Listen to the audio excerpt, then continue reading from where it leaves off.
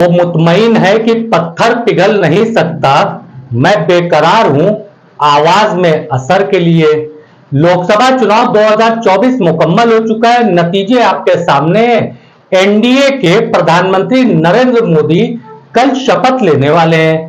इस तरीके की खबरों को देखते देखते आप भी बोर हो चुके होंगे, तो हमने सोचा कि आज कुछ नया आपको दिखाते हैं। बेशक हमारा ये वीडियो आज आपको दिशाहीन लगेगा और साथ ही थोड़ा लंबा लगेगा, मगर आपसे अनुरोध है, आपसे गुजारिश है कि आप इस वीडियो को आखिर तक देखिए। देखिए, हम बड़ी मेहनत करके आपके लिए नई चीजें खोज करके लाते हैं और आपको उससे रूबरू करवाते हैं। अगर आप इसको आखिर तक नहीं देखते हैं तो कहीं ना कहीं से हमारी मेहनत जाया जाती है। खैर साहब, हम वापस मुद्दे पे आते हैं। आपको वीडियो थोड़ा सा दिशाहीन लगेगा। आज हम यूपी की बात करेंगे, तो साथ ही बात करेंगे चंद्रबाबू नायडू की, और साथ ही बात करेंगे जो है एनडीए की। तो चलिए पहले शुरुआत करते हैं यूपी से। यूपी में खुद को शंकराचार्य कहने वाले, कथित रूप से शंकराचार्य कहने वाले, अपना दावा करने वाले स्वामी परमहंस ने एक बार फिर बड़ा सा विवादित बयान दे दिया है। इस बयान को देखने के पहले हमारा आपसे अनुरोध है कि कृपया आप हंसिएगा मत। देखिए, किसी का माहौल बनाना या हंसना उसके लिए अच्छी बात नहीं है। आप जो है संजीदगी से इस बयान को देखिए। यह बयान उस वक्त दिया है जिस वक्त अयोध्या यानी कि फैजाबाद लोकसभा सीट पे बीजेपी बुरी तरीके से हार गई। अब अयोध्या वासियों को सोशल मीडिया, खासतौर से एक्स पे बहुत कायदे से ट्रोल किया जा रहा है। एक से एक अपशब्द कहे जा रहे हैं, उनको नमक हराम तक कहा जा रहा है। यहां तक कि उनकी तुलना जो है बानर सेना से भी बदतर बताई जा रही है कई तरीके की। तो इसको डिफेंस करते हुए स्वामी परमहंस ने अपना एक बयान जारी किया है कि आप लोग अयोध्या वासियों को कुछ ना कहें, मगर इस बयान को सुन करके आपसे अनुरोध है कि आप हंसिएगा मत। जय श्री राम। अयोध्या से मैं तपस्वी छावनी पीठाधीश्वर जगत गुरु परमहंस आचार्य। जो अयोध्या की अति महत्वपूर्ण सीट है, भारतीय जनता पार्टी हारी है। मैं आपको रहस्य बता दूं, भारतीय जनता पार्टी हारी नहीं है, जान के हारी है। क्यों?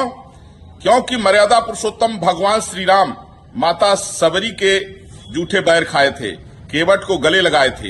ये राम राज्य है।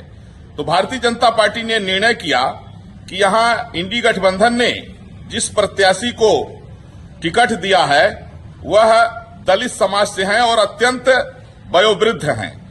तो दलित के सम्मान में, बुजुर्ग के सम्मान में भारतीय जनता पार्टी ने जान करके यह सीट जो है तो अपने लोगों से कह करके कि इस बार जो है तो वोट एक दलित के सम्मान में, एक बुजुर्ग के सम्मान में आप लोग जो है अवधेश प्रसाद को दीजिए, और वो जीत गए। लेकिन मैं आपको बता रहा हूं कि इतने बुजुर्ग हैं वो कि एक ही 2 महीने के मेहमान हैं। तो एक तो विधायक थे, वो सीट जो छोड़े हैं वो भाजपा अब जीत लेगी चुनाव होगा तो, और 1-2 महीने के बाद में जैसे ही ये मरेंगे अवधेश प्रसाद, फिर जब चुनाव होगा तो फिर भारतीय जनता पार्टी लगभग 5 लाख वोटों से यहां जीतेगी। इसलिए मैं आपको बता दूं, यह भारतीय जनता पार्टी का उदार व्यक्तित्व है। बीजेपी के बड़े नेताओं ने कहा कि दलित, बुजुर्ग, महिला, यह चाहे किसी भी पार्टी में हो, हमारे लिए अत्यंत आदरणीय है।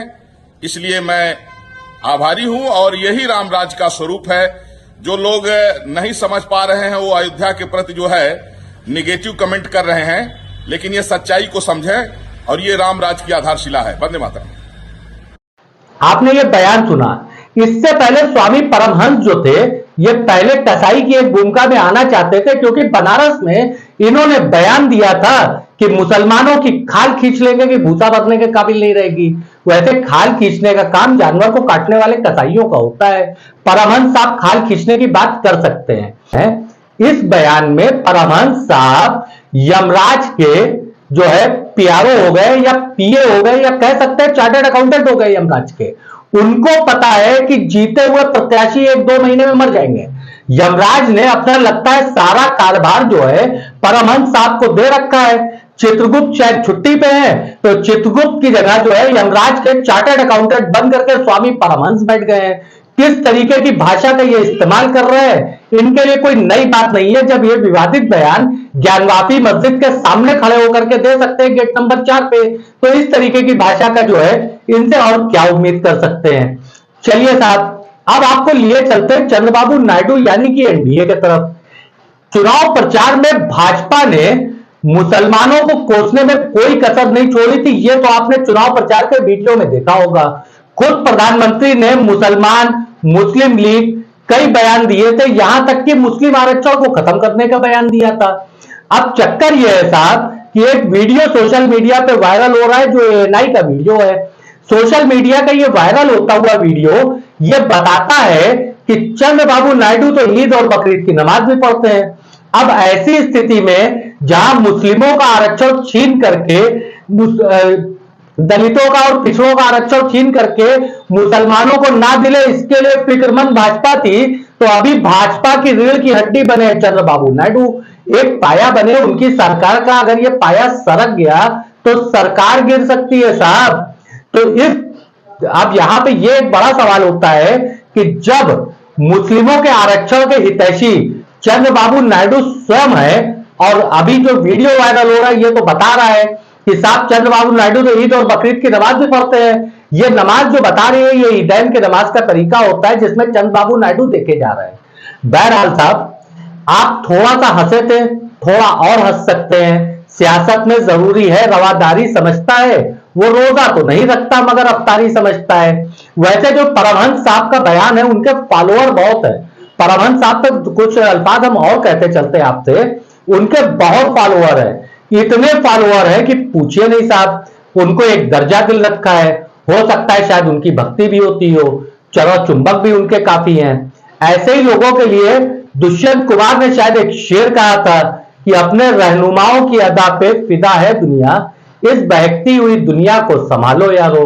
मैं तारिक आजमी, अल्लाह हाफिज।